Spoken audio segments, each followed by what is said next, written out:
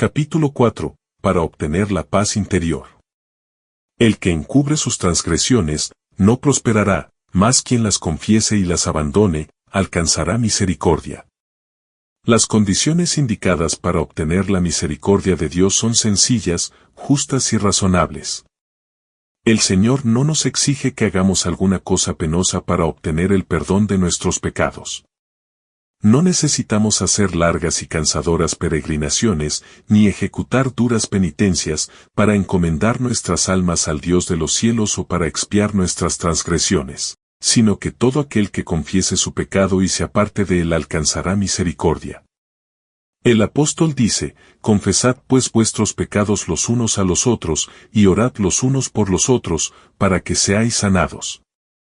Confesad vuestros pecados a Dios, el único que puede perdonarlos, y vuestras faltas unos a otros. Si has dado motivo de ofensa a tu amigo o vecino, debes reconocer tu falta, y es su deber perdonarte con buena voluntad. Debes entonces buscar el perdón de Dios, porque el hermano a quien ofendiste pertenece a Dios, y al perjudicarle pecaste contra su Creador y Redentor. El caso es presentado al único y verdadero mediador, nuestro gran sumo sacerdote, que ha sido tentado en todo punto, así como nosotros, mas sin pecado, quien puede compadecerse de nuestras flaquezas y limpiarnos de toda mancha de pecado. Los que no han humillado su alma delante de Dios reconociendo su culpa, no han cumplido todavía la primera condición de la aceptación. Si no hemos experimentado ese arrepentimiento del cual nadie debe arrepentirse, y no hemos confesado nuestros pecados con verdadera humillación del alma y quebrantamiento del espíritu, aborreciendo nuestra iniquidad, no hemos buscado verdaderamente el perdón de nuestros pecados, y si nunca lo hemos buscado, no hemos encontrado la paz de Dios. La única razón por la cual no obtenemos la remisión de nuestros pecados pasados es que no estamos dispuestos a humillar nuestro corazón ni a cumplir las condiciones que impone la palabra de verdad. Se nos dan instrucciones explícitas tocante a este asunto. La confesión de nuestros pecados, ya sea pública o privada, debe ser de corazón y voluntaria. No debe ser arrancada al pecador. No debe hacerse de un modo ligero y descuidado o exigirse de aquellos que no tienen una comprensión real del carácter aborrecible del pecado. La confesión que brota de lo íntimo del alma sube al Dios de piedad infinita. El salmista dice, cercano está Jehová a los quebrantados de corazón, y salva a los de espíritu contrito. La verdadera confesión es siempre de un carácter específico y reconoce pecados particulares. Pueden ser de tal naturaleza que solo puedan presentarse delante de Dios. Pueden ser males que deban confesarse individualmente a los que hayan sufrido daño por ellos. Pueden ser de un carácter público, y en ese caso deberán confesarse públicamente. Pero toda confesión debe hacerse definida y directa, para reconocer en forma definida los pecados de los que uno sea culpable. En los días de Samuel los israelitas se alejaron de Dios. Estaban sufriendo las consecuencias del pecado, pues habían perdido su fe en Dios, el discernimiento de su poder y de su sabiduría para gobernar a la nación, y no confiaban en la capacidad del Señor para defender y vindicar su causa.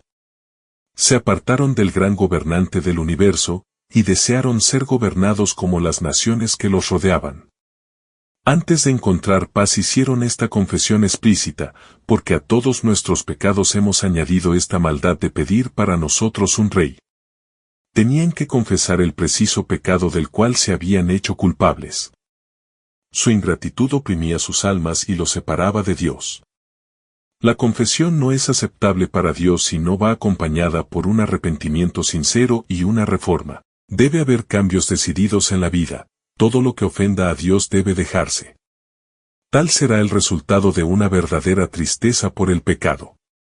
Se nos presenta claramente lo que tenemos que hacer de nuestra parte: lavaos, limpiaos, apartad la maldad de vuestras obras de delante de mis ojos, cesad de hacer lo malo, aprended a hacer lo bueno, buscad lo justo, socorred al oprimido, mantened el derecho del huérfano, defended la causa de la viuda.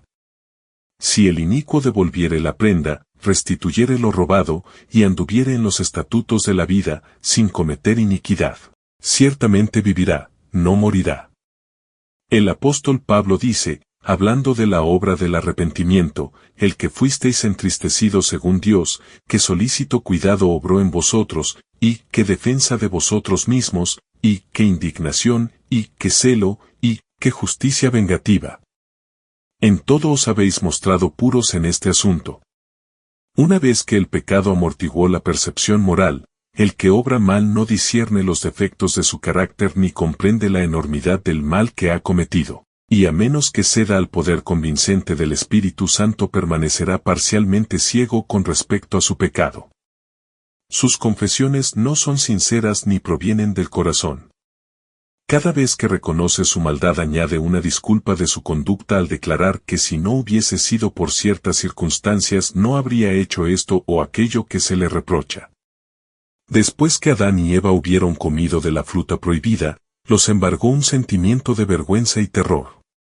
Al principio, solo pensaban en cómo podrían excusar su pecado y escapar a la temida sentencia de muerte. Cuando el Señor les habló tocante a su pecado, Adán respondió echando la culpa en parte a Dios y en parte a su compañera, la mujer que pusiste aquí conmigo me dio del árbol, y comí. La mujer echó la culpa a la serpiente, diciendo, la serpiente me engañó, y comí. ¿Por qué hiciste la serpiente? ¿Por qué le permitiste que entrase en el Edén? Esas eran las preguntas implicadas en la excusa que dio por su pecado, y de este modo hacía a Dios responsable de su caída. El espíritu de justificación propia tuvo su origen en el padre de la mentira, y lo han manifestado todos los hijos e hijas de Adán. Las confesiones de esta clase no son inspiradas por el Espíritu Divino, y no serán aceptables para Dios. El arrepentimiento verdadero induce al hombre a reconocer su propia maldad, sin engaño ni hipocresía. Como el pobre publicano que no osaba ni aun alzar los ojos al cielo, exclamará, Dios, ten misericordia de mí, pecador, y los que reconozcan así su iniquidad serán justificados, porque el Señor Jesús presentará su sangre en favor del alma arrepentida. Los ejemplos de arrepentimiento y humillación genuinos que da la palabra de Dios revelan un espíritu de confesión que no busca excusas por el pecado ni intenta su justificación propia. El apóstol Pablo no procuraba defenderse, sino que pintaba su pecado con sus colores más oscuros y no intentaba atenuar su culpa. Dijo, lo cual también hice en Jerusalén, encerrando yo mismo en la cárcel a muchos de los santos, habiendo recibido autorización de parte de los jefes de los sacerdotes, y cuando se les daba muerte, yo echaba mi voto contra ellos. Y castigándolos muchas veces, por todas las sinagogas, les hacía fuerza para que blasfemasen, y estando sobremanera enfurecido contra ellos, iba en persecución de ellos hasta las ciudades extranjeras. Sin vacilar declaró, Cristo Jesús vino al mundo para salvar a los pecadores, de los cuales yo soy el primero. El corazón humilde y quebrantado, enternecido por el arrepentimiento genuino, apreciará algo del amor de Dios y del costo del Calvario, y como el Hijo se confiesa a un Padre amoroso, así presentará el que esté verdaderamente arrepentido todos sus pecados delante de Dios. Y está escrito, si confesamos nuestros pecados, Él es fiel y justo para perdonarnos nuestros pecados, y limpiarnos de toda iniquidad.